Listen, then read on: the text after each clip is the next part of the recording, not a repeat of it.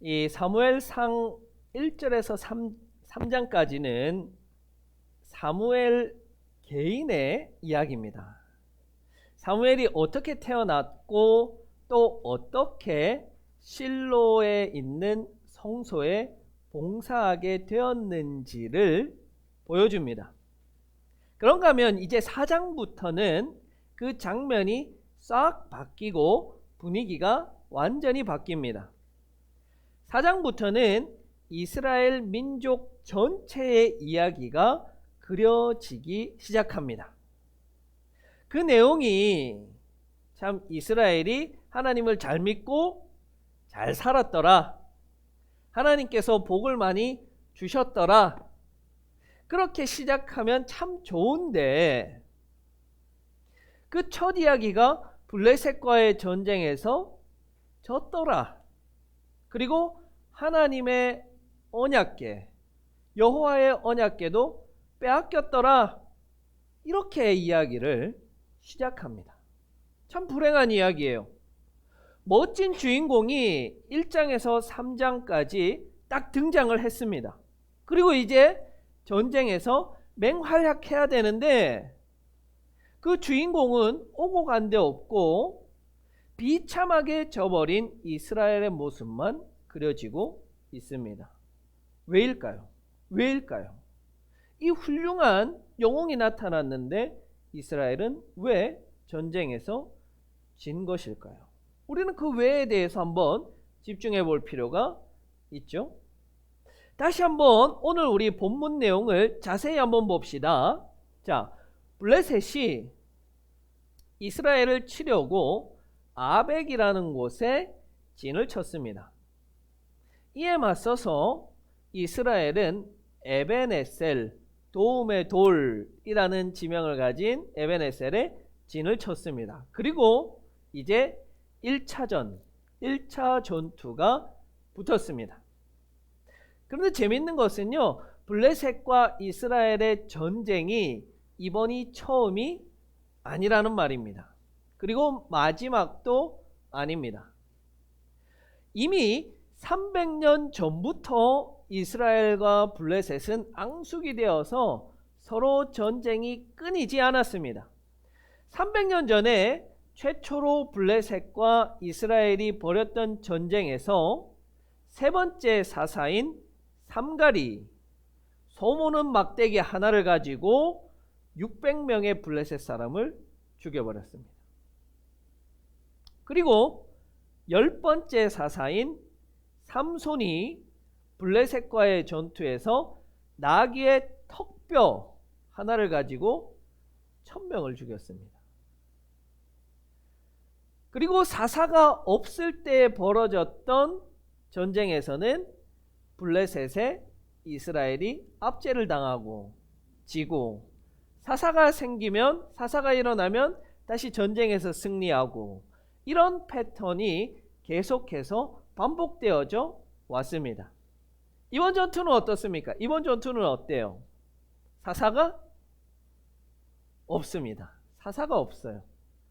어느 정도 예상이 가능하죠? 이길까 질까? 사사가 없는 전투다? 그러면 지게 마련이라는 것을 우리가 어느 정도 예측은 할 수 있습니다. 다만 그러면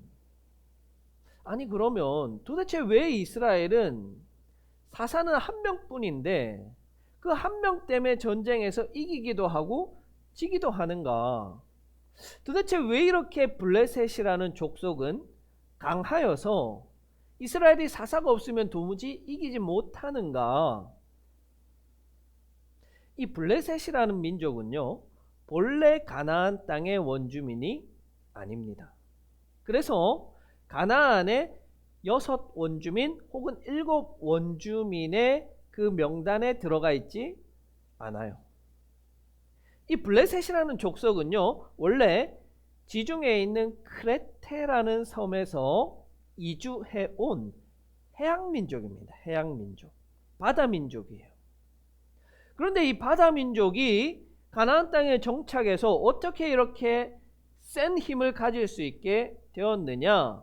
바로 이 블레셋 민족은요, 철기 문화를 빠르게 받아들였기 때문에, 철기 문화를 독점했기 때문에 이렇게 승승장구할 수가 있었던 거예요. 우리가 지난주에 봤죠? 철기 문화는 히위 족속이라고 하는 히타이트인들이 가지고 온 그 문화를 빠르게 받아들여서 강한 나라, 강한 민족이 될 수가 있었던 것입니다. 그래서 사무엘상 13장 19절에서 22절에 보면 이와 관련된 상황이 기록되어져 있습니다. 그 내용이 뭐냐면요, 이제 후대에 사울이 블레셋과 전쟁을 하게 되었어요. 그런데 그 전쟁을 하려고 보니까 무기를 가지고 있는 사람이, 여기서 무기라는 것은요, 철제검, 철제도끼를 말하는 거겠죠. 이 철제 무기를 가지고 있는 사람이 이스라엘 전체에서 단 2명. 누구와 누구? 왕인 사울. 사울과 요나단을 따라선 모든 군인들의 손에는 칼과 창이 없었다. 무기가 없었어요. 그러나 왕 사울과 그의 아들 요나단의 손에만 무기가 들려 있었다. 이스라엘 전체에요, 무기가 딱 2개 있었대요. 그 2개를 사울과 요나단만 가지고 있었다는 거예요. 자, 이러니 나머지 백성들은 뭐 가지고 싸우는 거예요? 몽둥이 가지고 싸우는 거예요. 몽둥이, 전쟁 가는데. 이러니 전쟁을 하면 이길 수가 있겠습니까, 여러분? 블레셋이 이스라엘 민족이 강해지기를 두려워해가지고 그 철을 만드는 기술을 꽁꽁 숨겨놓은 거예요. 그래서 이스라엘 민족이 오면은 낫, 칼, 창 이런 것들은 만들어주지 않고 곡괭이, 삽, 도끼, 낫 이런 농기구만 만들어 줬다는 거예요. 이런 상황에서 어떻게 이스라엘이 블레셋을 이길 수 있겠습니까? 상대가 되지 않아요. 마치 요즘 우리가 우크라이나와 러시아 전쟁을 보면 러시아가 압도적으로 좋은 무기들을 가지고 전쟁하잖아요. 마치 그와 같은 거예요. 상대가 되지 않는 거예요. 그런데도 놀라운 점은 사사들은 이겼다는 거예요. 그 사사들이 가진 무기가 뭐였냐면, 삼갈은 뭐였다고요? 소모는 막대기. 우리 어르신들은 이제 어렸을 때 소 좀 몰아봤잖아요, 그렇죠? 소 궁뎅짝 딱 때리는 그 막대기 하나 가지고 600명을 죽였대요. 삼손은 나귀의 턱뼈 하나 가지고 1000명을 이겼다는 거예요. 자, 그러면 여러분 알 수가 있잖아요. 전쟁의 승패는 무기에 달린 것이 아니라는 거예요. 아니라는 거예요. 전쟁의 승패는 누가 이기게 하는 거예요? 하나님께 달린 거잖아요. 여호와께 달린 거예요. 하나님께서 이기게 하시는 거예요. 하나님께서 사사를 들어서 사용하시니까 그 전쟁에서 이길 수 있는 거예요. 그러니까 이스라엘에게는요, 무기가 부족하고 수적으로 열세에 있고 무기가 좋지 않지만 충분히 이길 수 있습니다. 하나님께서 이스라엘을 사용하시면 이길 수 있어요. 이기는 거예요. 무기가 중요한 게 아니잖아요. 그러나 첫 번째 전투의 결과가 어떻게 됩니까? 전쟁에서 지게 됩니다. 이스라엘은 분명히 생각했을 거예요. 아니, 삼갈도 이겼고 삼손도 이겼고 우리가 블레셋 이길 수 있다 생각했겠죠. 삼손이 1000명을 죽이고 3000명을 죽였던 그 사건 이후에 불과 오래되지가 않았어요. 사람들은 다 기억하고 있습니다. 그런데도 불구하고 졌단 말이에요. 몇 명이 죽었냐면 4000명이 죽었답니다. 4000명이. 여러분, 이 숫자도 굉장히 큰 숫자인 게, 지금 러시아와 우크라이나 전쟁에서 우크라이나 군 사망자가 4000명이래요. 요즘과 같은 이런 대량 살상 무기로 전쟁을 하는데 4000명이 죽었는데 단 하루의 전투만으로 4000명이 죽은 거예요. 얼마나 많은 숫자가 죽은지 알 수가 있습니다. 이 숫자도 커요. 크게 졌어요. 그러나 이스라엘 사람들이 전쟁에 졌다고 해서 도망가고 집으로 돌아가지 않고 어디로 갔냐면 진으로 돌아갔대요. 진으로. 전투에서는 한번 졌지만 다 뿔뿔이 흩어진 게 아니라 다시 전쟁을 하려고, 다시 전투를 하려고 진으로 돌아갔다는 거예요. 그렇게 돌아가고 난 이후에 지도자들이 회의를 열었습니다. 왜 회의를 열었을까요? 왜 졌느냐?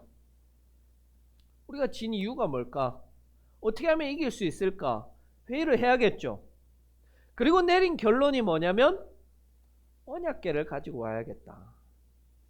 하나님 임재의 상징인 언약궤를 가지고 와야지 이길 수 있다. 그렇게 결론을 내는 거예요. 왜냐?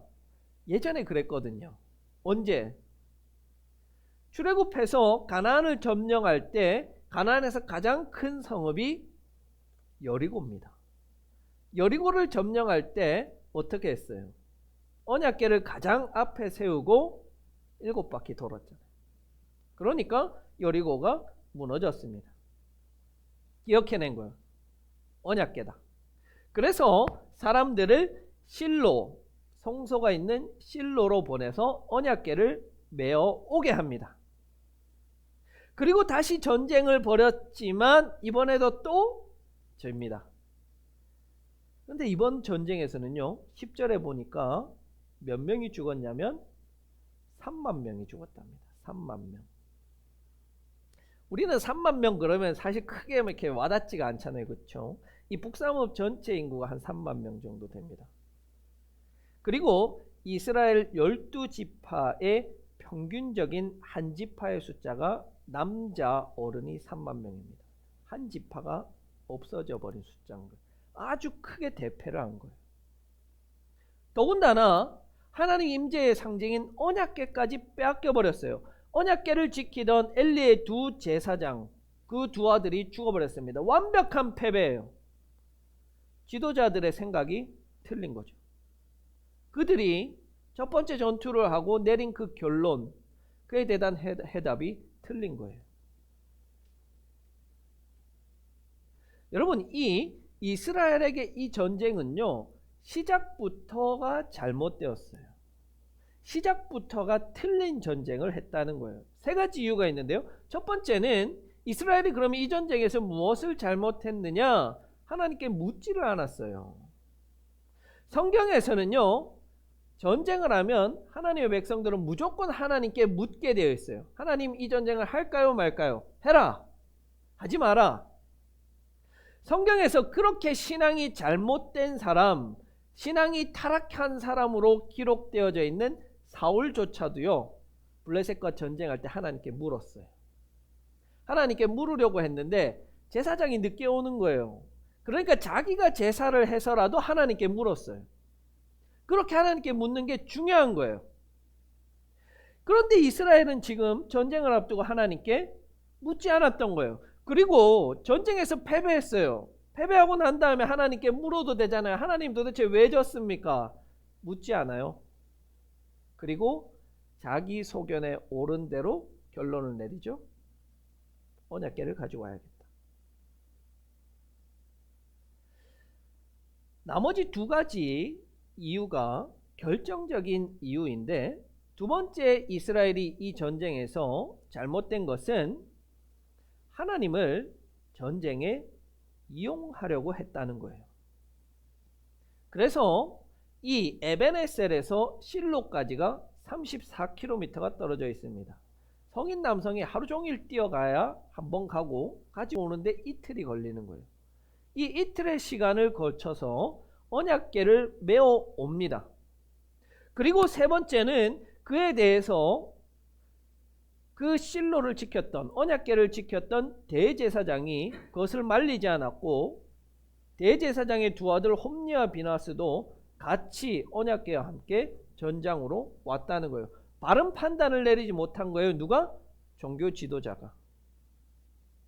이스라엘의 잘못된 이 행동을 바로잡지 않았던 거예요. 바로 이거예요. 전쟁의 승패는요, 하나님께서 이스라엘을 사용하시면 이스라엘은 이길 수 있었습니다. 사사를 사용하시고 다윗을 사용하시고 모세라는 훌륭한 종교 지도자를 사용했을 때 어떠한 상대가 와도 이길 수 있었어요. 블레셋도 이기고 그 당시 최고 강대국이었던 이집트의 군대도 무찌를 수 있었습니다. 반대로 이스라엘이 하나님을 이용해 먹으려고 하니까, 사용하려고 하니까 졌어요. 여러분, 이거예요. 이게 핵심인 거예요. 누가 누구를 사용하느냐가 핵심인 거예요. 하나님께서 인간을 사용하시느냐, 인간이 하나님을 사용하느냐. 이게 큰 차이라는 거예요. 성경은 재미있는 게요, 똑같은 상황에 반대되는 행동을 한 인물이 그려져 있습니다. 사무엘하 15장 24절에서 26절. 자, 이 내용은요, 다윗이 왕이었을 때 다윗의 아들 압살롬이 반역을 일으켜서 스스로 왕이 됩니다. 그리고 왕이 된 이 압살롬을 피해서 다윗이 피난길에 오릅니다. 그 피난길에 오를 때의 장면이 기록되어져 있습니다. 이때 제사장과 레위인들이 언약궤를 메고 먼저 나와 있어요. 다윗이 지시하지도 않았는데 먼저 나와 있어요. 그렇게 나와 있는 언약궤를 보고 다윗이 하는 말이 이 말인 거예요. 여러분, 언약궤가 다윗을 따라왔다는 건 참 좋은 거 아니에요? 좋은 거죠. 왜? 하나님께서 인정하시는 그 왕으로서의 정통성이 다윗에게 있단 말이에요? 압살롬에게 있단 말이에요? 다윗에게 있다는 말이죠. 언약궤가 다윗을 따라왔으니까. 충분히 다윗은 그것을 사용할 수 있어요. 하나님이 누구와 함께 하시느냐? 다윗과 함께 하신다. 하나님은 누구 편이냐? 다윗 편이다. 말할 수 있잖아요. 그런데 이때 다윗의 판단은요, 완전히 달랐어요. 다윗이 이런 판단을 내립니다.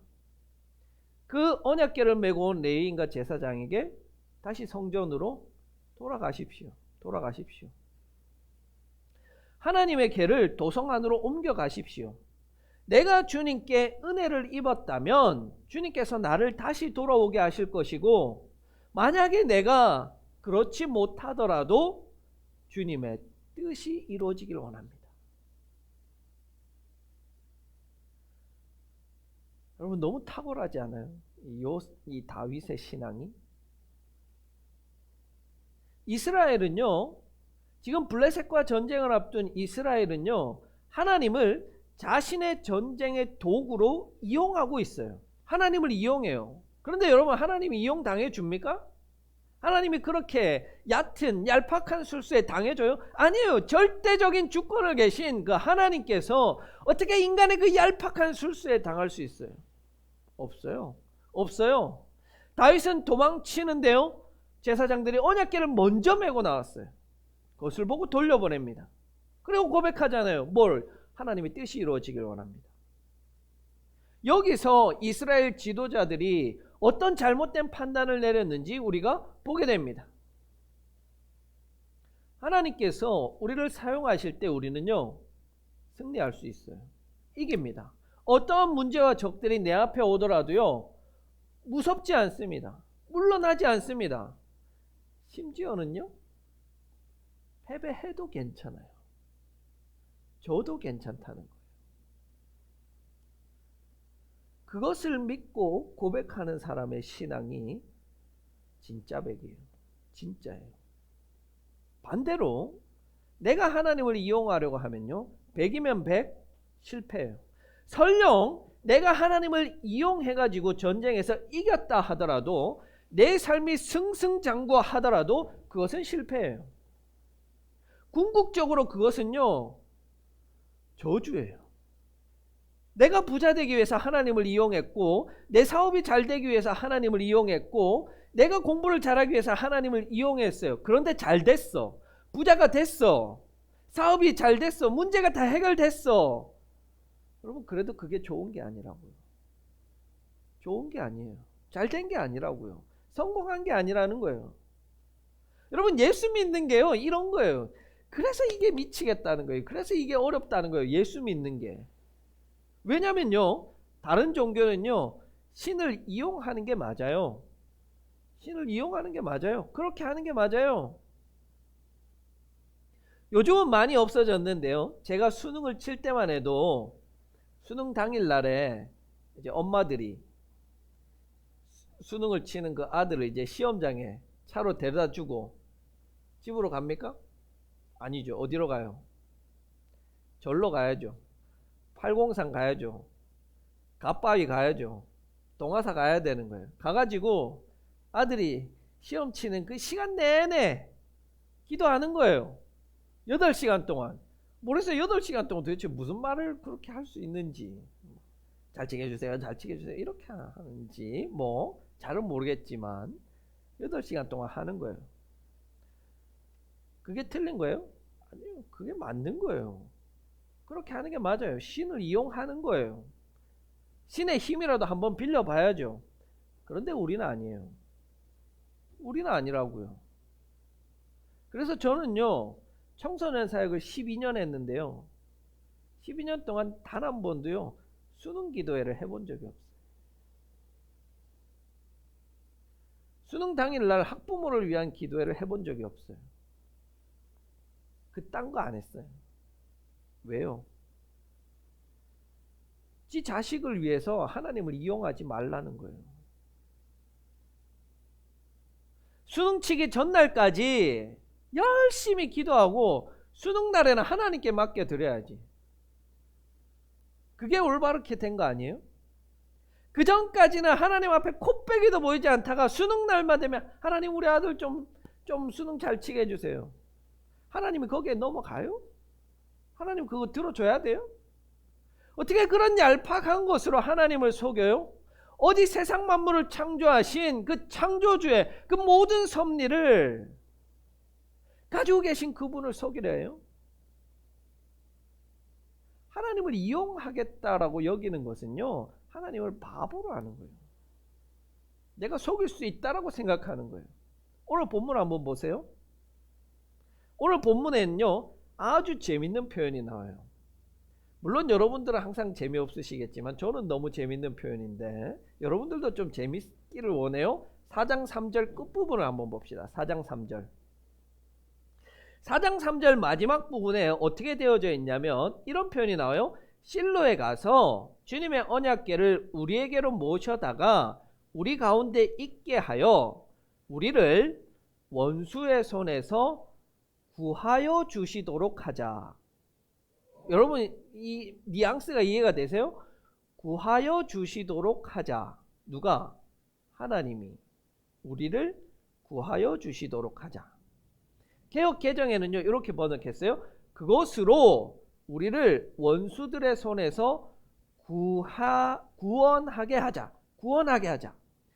하나님이 우리를 구원하게 하자. 하나님이 우리를 돕게 하자. 하나님이 일하시도록 하자. 아니 하나님이 일해야 된다. 하나님이 갖다 놓으면 일해야 된다. 지까지껏 하나님이 언약궤 갖다 놓으면 우리 구해줘야지. 어떻게 안 그럴 수 있어? 여러분 이거는요 자기들이 하나님을 묻고 흔들겠다는 거 아니에요? 쥐고 흔들겠다는 거 아니에요? 한 번 더 말할게요. 신앙생활 믿음 생활이 어려운 게 이거라는 거예요. 이거예요. 우리는 하나님이 나를 잘되게 하자. 하나님이 내 농사를 잘되게 하자. 하나님이 내 사업을 잘되게 하자. 하나님이 나를 복주게 하자. 이게 아니라는 거예요. 일반적인 종교는 그게 맞아요. 그런데 우리는 아니라니까요. 이게 미치는 거예요. 이게 믿음의 깊이가 없는 성도들은요 이게 다 맞는 줄 아는 거예요. 그러니까 거기에 대해서 그게 아니에요 그러면은 교회를 떠나요. 그렇게 말하는 목사를 떠나요. 하나님이 없다 그래요. 그러니까 미치는 거예요. 틀린 걸 틀렸다고 하면 고쳐야 되는데 자기들이 원하는 게 아니라고 떠나는 거예요. 우리는요 하나님의 뜻이 이루어지기를 구하는 자들이지 내 뜻을 이루기 위해서 하나님을 이용하는 자들이 절대 아닙니다. 하나님이 나를 사용하실 수 있도록 나를 내어드리는 자들이지 하나님을 이용해 먹고 하나님을 사용해 먹으려고 믿는 자들이 아니라는 말이에요. 그래서요 우리는 하나님께서 나를 사용하실 때 얼마든지 실패할 수 있어요. 얼마든지 내가 하는 사업 망할 수도 있어요. 어려움 겪을 수도 있어요. 눈물의 골짜기를 갈 수도 있어요. 그래도 우리는 기쁨으로 그 길을 걸어갈 수 있는 것이, 그것이 하나님의 뜻이기에, 하나님의 뜻이 이루어지는 것이면 기꺼이 내가 그 길을 가겠다고 다짐하는 것이기에, 비록 내 삶이 고달파요, 실패의 연속이에요, 아픔이 계속돼요, 내 생각대로 하나님이 안 이루어져요. 그런데 그게 하나님의 뜻이라면, 그런데 그것이 하나님의 계획이라면, 하나님 감사합니다. 하나님 감사합니다. 하나님의 뜻을 이루어 가시옵소서. 묵묵히 그 길을 걸어가는 자들이 진짜 신앙인 아니겠어요? 여러분, 우리가 하나님이 없어서 우리가 망하고 실패하는 거예요? 하나님이 역사하시지 못하여서 우리의 삶이 이렇게 어렵고 고달픈 거예요? 연약한 거예요? 아니에요, 여러분. 그 실패와 망함, 넘어진 것 가난 속에서 하나님의 뜻이 이루어지기에 기꺼이 우리가 그 길을 가겠다고 나선 것 아니겠어요? 제가 그 길을 가고 있고, 여러분은 그 길을 가고 있어서 우리가 바로 그 하나님, 살아계신 하나님의 산 증인들인 거예요. 그래서 우리는 이 길을 걸어가는 거예요.